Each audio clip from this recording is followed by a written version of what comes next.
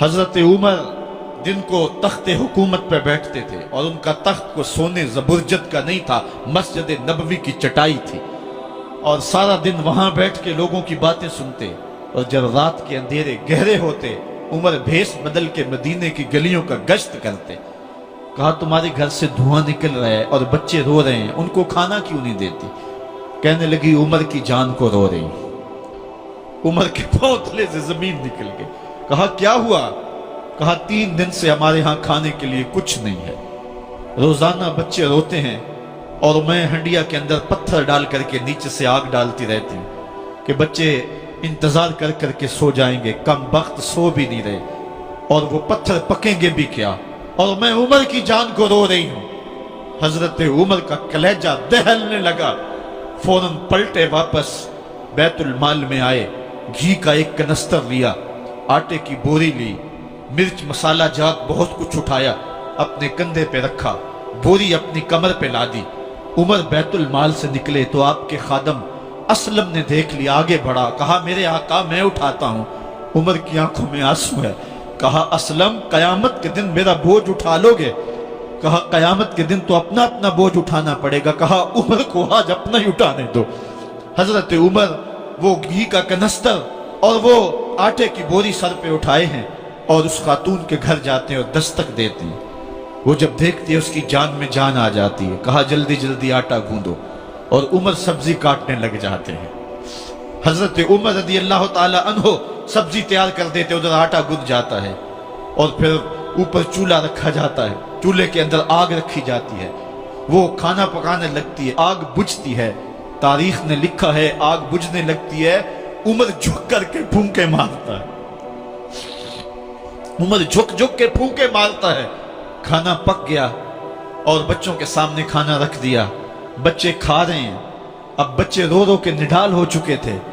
हजरत उमर अपने हाथों को और अपने घुटनों को और अपने पांव को जमीन पे लगा के, जिस तरह बकरी का बच्चा चलता है वेड़े के अंदर, कभी इधर चलते हैं कभी इधर चलते हैं, ताकि बच्चे मुझे देख के खुश हों और दिल में कहते उमर जितना रुलाया है अब इतना हंसाना भी पड़ेगा।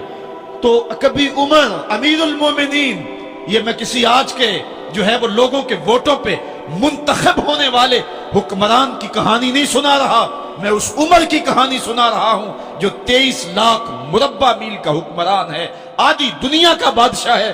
हजरत उमर जो है जिस तरह बकरी का बच्चा चलता है, इस तरह अपने हाथ और अपने घुटने जमीन पे टेक करके जो है वो इस तरह चलते हैं। बच्चे उमर को देख के मुस्कुराते हैं। जब बच्चे मुस्कुराने लगे तो हजरत उमर ने उस खातून से कहा बुढ़िया उमर को माफ कर दे। उसने कहा तू इतनी हमदर्दी क्यों करता है?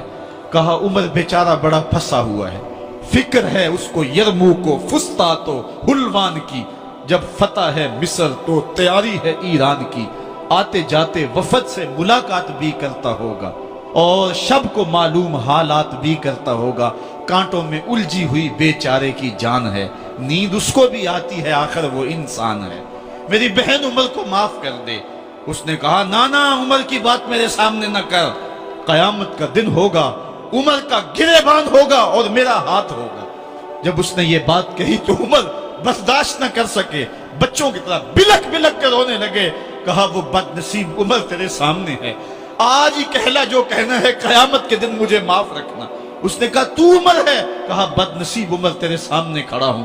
मेरे उमर कहते हैं अगर दजला के किनारे एक बकरी का बच्चा भी प्यासा मर गया उसका हिसाब भी उमर से लिया जाएगा। हजरत उमर निकले यरूशलेम में, एक ऊंट है एक गुलाम है, कभी वो सवार होता है कभी आप बारी मुकर्रर की है।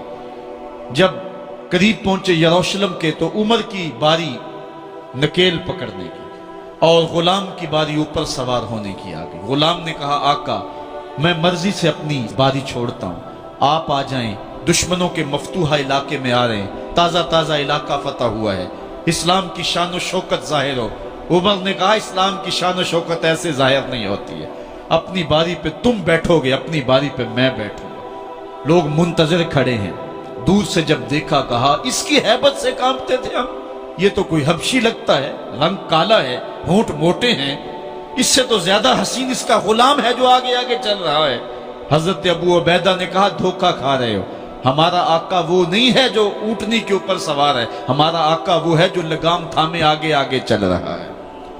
حضرت عمر رضی اللہ تعالیٰ عنہ کو آگے بڑھ کے جابیہ کے مقام پہ حضرت ابو عبیدہ بن جراح نے استقبال کیا، تو حضرت عمر آگے بڑھے اور انہوں نے آگے بڑھ کر کے حضرت ابو عبیدہ کے دونوں کندھوں پہ ہاتھ رکھا، اور سنو حضرت عمر نے کیا کہا، کہا لا الہ الا اللہ انا کنا اذل قوم فاعزنا اللہ بالاسلام، کہا کہ لا الہ الا اللہ، اے ابو عبیدہ بن جراح، ہم ایک ذلیل قوم تھے اور اللہ نے ہمیں اسلام کی وجہ سے عزت عطا کی ہے۔ اور میں تمہیں ایک تاریخ ساز بات کہنے لگا ہوں، اور وہ یہ ہے کہ جب تک ہم اس عزت والے اسلام کے دامن کو تھامے رہیں گے ہماری عزت قائم رہے گی، اور جب اسلام کے علاوہ کسی اور جگہ سے عزت ڈھونڈیں گے تو رسوا کر کے رکھ دیے جائیں گے۔ یہ ہے وہ خلاصہ جو حضرت عمر نے امتوں کے عروج و زوال کا بیان کیا ہے۔ اس امت کو جو خیرات ملی ہے تخت و تاج کی، وہ پینٹاگون سے نہیں ملی، وہ واشنگٹن سے نہیں ملی، وہ وائٹ ہاؤس سے نہیں ملی، وہ محمد عربی کے جوڑوں کا صدقہ ملی ہے۔ اس لیے جب ہم نے اسلام سے انحراف کیا، پاکستان حاصل کیا گیا تھا، پاکستان کا مطلب کیا؟ لا الہ الا اللہ۔ ہم نے اس نعرے کو چھوڑ دیا ہوا ہے، ہم نے انحراف کر دیا ہے۔ آج ہماری نظریں مغرب کی طرف لگی ہے کہ تخت و تاج اس سے نصیب ہوتے ہیں، اور دنیا کے اوپر ہم رسوا ہو کے رہ گئے۔ ہماری پستی، ہماری زبوحالی، ہماری ذلت کا سبب یہ ہے کہ جس جگہ سے ہمیں عزت ملی تھی ہم نے وہ مرکز ہی چھوڑ دیا ہے۔ اس مرکز حیات کو، اس مرکز زندگی کو، اس مرکز عزت کو ہم نے چھوڑ دیا ہے، اور دنیا کے اوپر ہم رسوا ہو رہے ہیں۔ انہی حضرت عمر کی کہانی ہے۔ وادی تہامہ سے گزر رہے تھے کہ بچوں کی طرح بلک بلک کے رونے لگے۔ کہا عمر جوان آدمی ہو اور بچوں کی طرح بلک کے رو رہے ہو؟ کہا تم نہیں جانتے، مجھے بچپن کی کہانی یاد آ گئی۔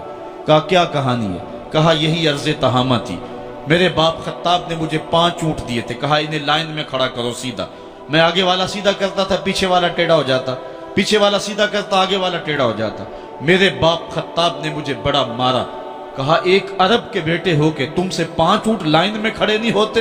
کہا ایک زمانہ عمر پہ وہ تھا کہ اس سے 5 اونٹ لائن میں کھڑے نہیں ہوتے تھے، اور آج شرق سے لے کر غرب تک 23 لاکھ مربع میل کی حکمرانی، اور انسان بھی لائن میں کھڑے ہیں۔ یہ محمد عربی کے جوڑوں کا صدقہ نہیں ہے تو اور کیا ہے؟ عمر سے تو 5 اونٹ لائن میں کھڑے نہیں ہوتے تھے۔ تو یہ عزتیں، یہ تخت و تاج، یہ حکومتیں ہمیں